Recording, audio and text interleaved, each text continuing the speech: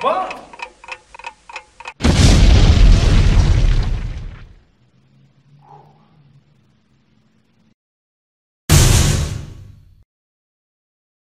HitFilm Sensei here. Today in this video we're going to talk about how to blow something up. So you saw this skid, I kind of put it together real quick, and then we get all the way to the point where I need to blow this thing up. So what I did was, is I took this one last shot, and in that last shot what happened was, and I'll just kind of scrub through it, I throw the ball and then I shoot at it and act like it blew up. Okay, it's just really that simple. So what I'm going to do is I'm going to take my right mouse button, click it, and click Make Composite Shot. You can also use Control M. Click OK. So here is now my actual shot. And what I'm going to do is I'm going to scrub through the timeline to the point where I end up shooting it, and that's about right there. So I'm just going to slice that, mostly just to mark where it's going to be shot from. Okay, now what I do is I captured a clean plate, so I'm going to bring that clean plate in here also. Okay, and this clean plate I'm going to drop in here so that way it covers everything. Now for some reason my clean plate is just slightly off, and so I just need to move it over about 3 pixels. That way if I compare the clean plate, it looks pretty good, doesn't it? Yeah, okay. But I don't need the clean plate in the entire thing, and not only that, but I don't need the clean plate for the entire frame. So I'm going to use the mask tool. I'm going to use my right or my scroll wheel to kind of move out, and then I'm just going to use a mask tool on the clean plate to just cover that part where the ball ends up, disappearing. And then I'm going to feather that mask so that I don't have a hard edge on there. Very easy enough to do. I just open up the mask properties, under shape, feather strength, and give it about 30 pixels. That ought to do.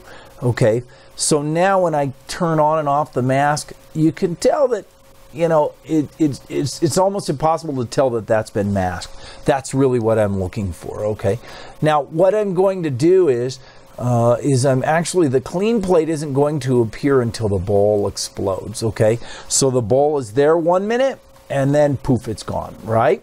Okay, now what I'm going to do is I'm going to bring in the big explosion effect, and I'm going to drop it right there, and you can see that it doesn't start right away. Now where did I get this big explosion effect? I actually went out and found it on the internet, and it said, hey, use this for whatever you want. Okay, great. So I'm going to click forward a couple of frames. There's where the explosion begins, so I'm going to trim that and then slide it over.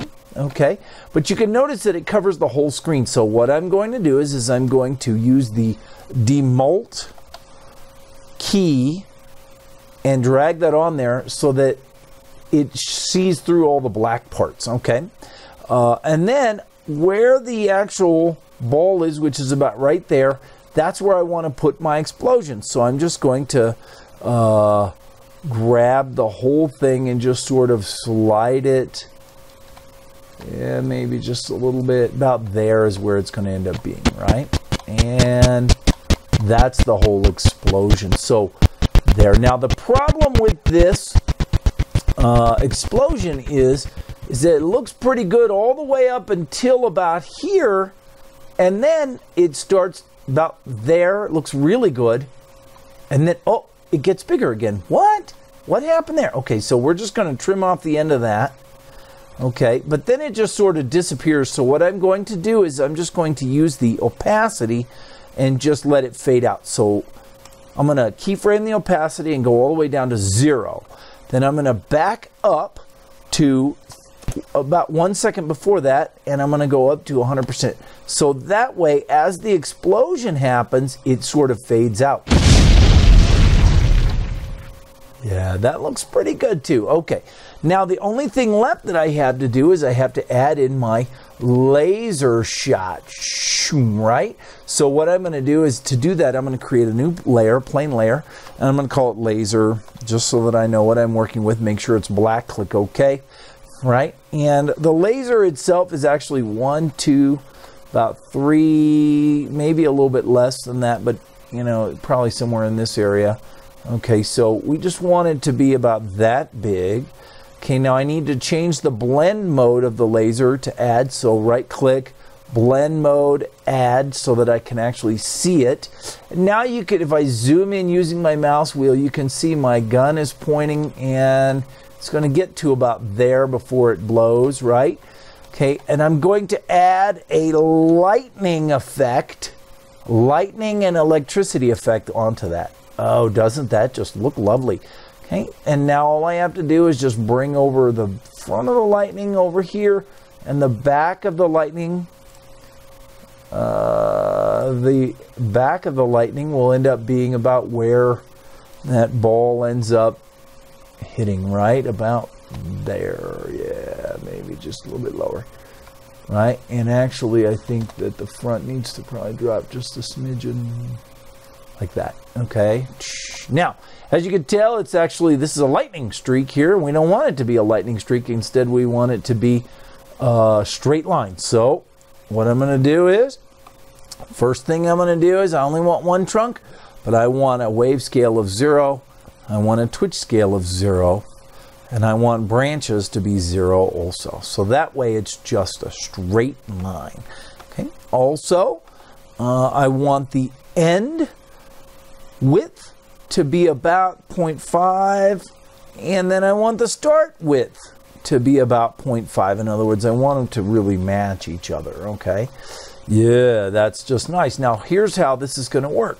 What I'm going to do is I'm going to keyframe the growth properties, right? So see, if I do this to the end growth, then it ends up coming off. So the first one I'm going to set at 0.25 for the end one, and I'm going to keyframe that, and then I'm going to, and actually I probably ought to go take a look at that right here so you can see the keyframe.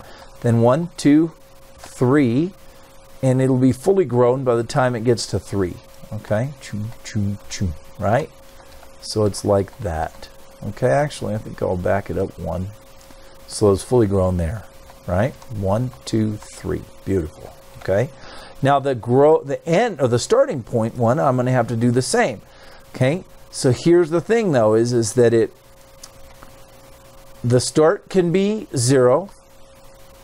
Okay, but then the end, it needs to be up to like 0.75, so that it sort of travels this way. See, 1, 2, and then bang. Okay, so about 3 frames, 1, 2, 3, and then boom, just like that. That looks lovely. And that is it. So now, when I play just that piece of the shot, you can see, ready?